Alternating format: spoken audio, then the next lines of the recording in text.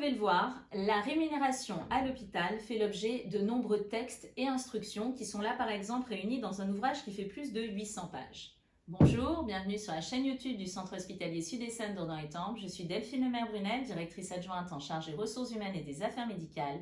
Et aujourd'hui, je vais essayer en quelques minutes de vous parler de la rémunération de base du personnel médical.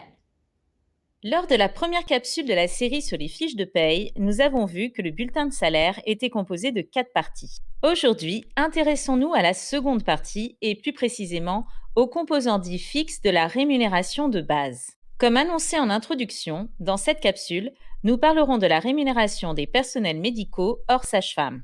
En effet, pour les sages-femmes, il faut se référer à la capsule numéro 21 que vous trouverez dans la playlist Capsule RH de notre chaîne YouTube. Pour le personnel médical, comme tout personnel hospitalier d'ailleurs, il y a en matière de paye des éléments fixes prévus par les textes, ainsi que des éléments variables en fonction de l'activité, comme les gardes ou astreintes par exemple. Ces éléments variables feront l'objet d'une prochaine capsule.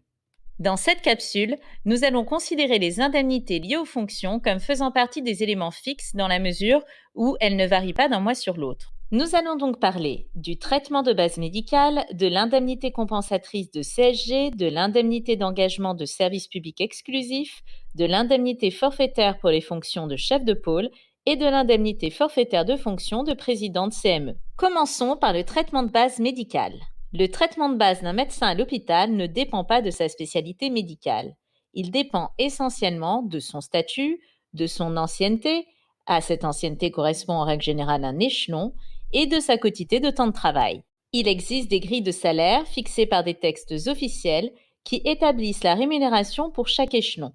Ces grilles sont facilement disponibles sur Internet. S'il ne les connaît pas, un médecin hospitalier peut voir très simplement quel est son statut et son échelon en se reportant à la partie haute de son bulletin de salaire. Ces émoluments correspondent à une activité à temps plein, c'est-à-dire 10 demi-journées de travail par semaine. Le traitement de base varie donc en fonction de la quotité de temps de travail et est impacté par les congés maladie. Il est à noter que, pour le personnel médical, en cas d'arrêt maladie, mais également en cas de grossesse, de congé paternité ou adoption, le centre hospitalier Sud-Essonne garantit seulement le maintien de salaire. Le praticien recevra en compensation des indemnités journalières de la part de la sécurité sociale sur la base des arrêts de travail qu'il aura lui-même transmis. Sans oublier d'ailleurs d'en adresser un double à la direction des affaires médicales du CHSE. Passons à l'indemnité compensatrice de CSG. Cette indemnité a déjà été présentée dans la capsule numéro 21. Elle a été mise en place en 2018 en contrepartie du passage du taux de 7,5% à 9,2% de la CSG ou contribution sociale généralisée qui participe au financement de la protection sociale. Elle concerne donc aussi le personnel médical.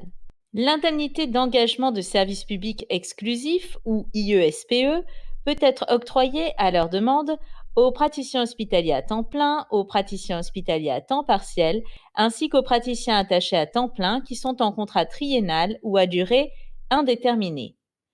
Elle est versée aux praticiens qui s'engagent, pour une période de 3 ans renouvelable, à ne pas exercer une activité libérale.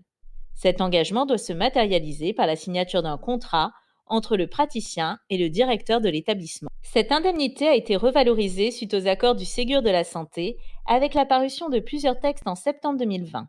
Ces textes ont également étendu le bénéfice de cette indemnité aux praticiens hospitaliers en période probatoire. Son montant mensuel est désormais fixé à 1 010 € brut pour un temps plein. Et un praticien exerçant dans plusieurs établissements peut, s'il remplit les conditions et s'il en fait la demande, en bénéficier. Le versement de l'IESPE est maintenu pendant les congés et notamment les congés maternité, d'adoption ou de paternité.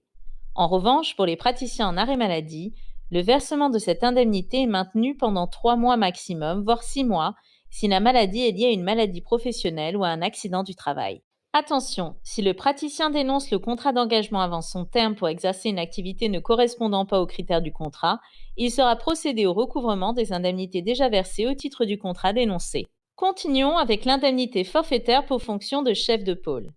Le Code de la santé publique prévoit le versement d'une part fixe de 200 € mensuels pour les chefs de pôle nommés dans l'établissement.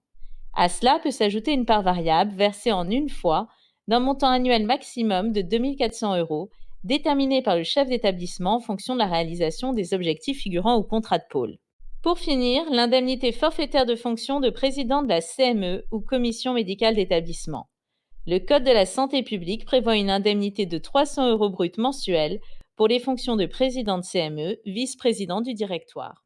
Eh bien ça y est, cette vidéo est maintenant terminée. J'espère que vous l'avez appréciée. N'hésitez pas à laisser un commentaire, à la liker ou à la partager. N'hésitez pas non plus à vous abonner à notre chaîne YouTube et à cliquer sur la petite cloche qui apparaît de façon à être informé en temps réel de nos nouvelles publications.